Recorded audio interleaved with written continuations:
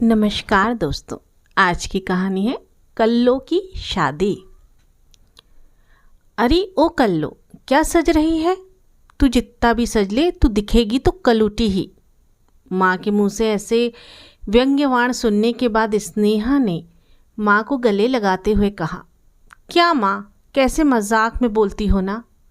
अरे जब मुझे मेरे रंग से दिक्कत नहीं है तो दूसरों को भला क्यों होगी? तभी तो आप मुझे कल्लो, कलूटी जो भी बोलो, मुझे कभी बुरा नहीं लगता। लेकिन जिनको दिक्कत होगी वहाँ मैं कभी भी शादी नहीं करूँगी। और हाँ, ये कहाँ लिखा है कि काले लोग सज नहीं सकते? हाँ हाँ, मेरे मुंह से तो तेरे को बातें मजाक लगती हैं, माँ हूँ ना तेरी। लेकिन जब यही बातें तेरी ससुराल वाले बोलेंगे तब तुझे यह तीर जैसी चुभेंगी।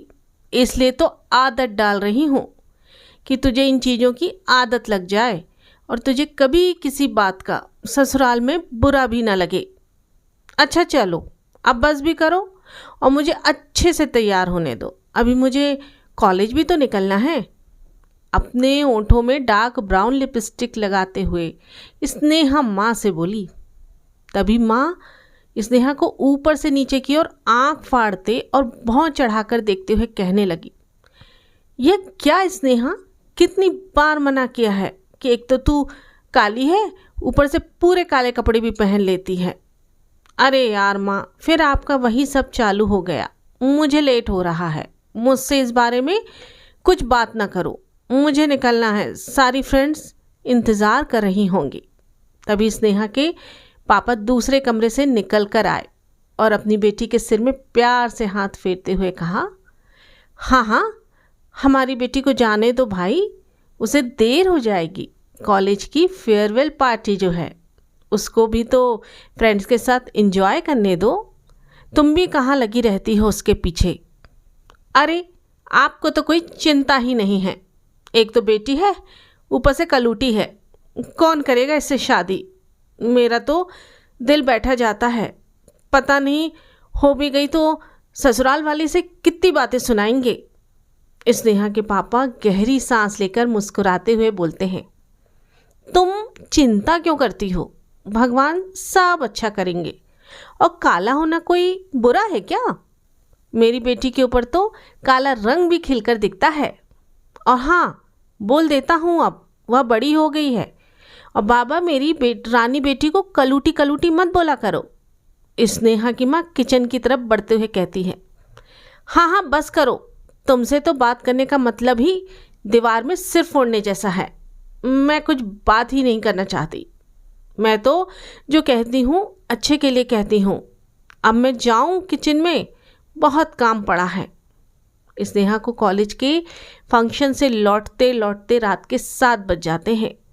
घर आते ही उसे अपनी मम्मी का मुंह फूला नज़र आता है।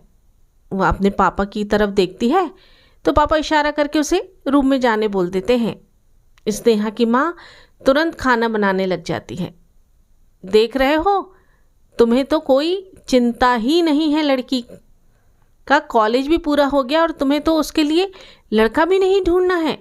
पता नहीं कैसे इसकी शादी होगी, कौन करेगा इस कलूटी से शादी? स्नेहा के पापा झल्लाते हुए कहते हैं, तुम माँ हो या दुश्मन हो, दिन भर लड़की को ताने ही देती रहती हो। अरे रिश्ते तो ऊपर से बनकर आते हैं, और क्या उसको दिन भर कभी कल्लो कभी कलूटी बोलती रहती हो? क्या काले लोगों की शादियां नहीं होती?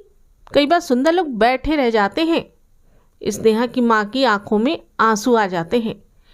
कहती है, माँ हूँ, चिंता लगती है, इसलिए मुंह से ऐसी बातें निकल जाती हैं, लेकिन दिल में तो उसके लिए प्रेम ही है। तभी स्नेहा आकर माँ को गले लगाकर कहती है, क्या है माँ, अब बस भी करो। तभी दरवाजे की घंटी बजती है। स्नेहा के पापा दरवाज़ा खोलते हैं तो जो सामने नौजवान खड़ा होता है उसे देखकर स्नेहा के माता पिता चौंक जाते हैं। कहते हैं, राजेश, तुम और मम्मी पापा कहाँ हैं? राजेश के माता पिता स्नेहा के पड़ोसी थे। जब उसके पिता का ट्रांसफ़र हुआ तो वे लोग बाहर शिफ्ट हो चुके थे। तभी राजेश कहता है, हाँ अंकल आंटी, मैं अकेला नहीं आया हूँ, मम्मी पापा भी आए हैं। अरे अंदर आते ना आप लोग। स्नेहा के पापा दौड़कर बाहर जाकर कहते हैं। राजेश के माता पिता अंदर आकर स्नेहा की माँ से मिलते हैं और कहते हैं, स्नेहा को तो हमने बचपन से ही देखा हुआ है। हम तो स्नेहा के जैसी ही मिलनसार लड़की चाहिए थी और हम उसी का मन बना चुके थे। इसलिए आज हम अपने बेटे राजेश के लिए स्नेहा का रिश्ता मांगने आए हैं। स्नेहा की माँ की आंखों से आंसू आ जाते हैं। तभी पिता कहते हैं, देखा मैं कहता था ना, रिश्ते ऊपर से बनकर आते हैं और तुम ही फालतू में परेशान हुआ करती थी। स्नेहा की माँ मजाक करते हुए कहती है, आखिर मेरी कलूटी की भी शादी हो ही जाएगी। आशा करती हूँ यह कहानी आपको अच्छी लगी होगी।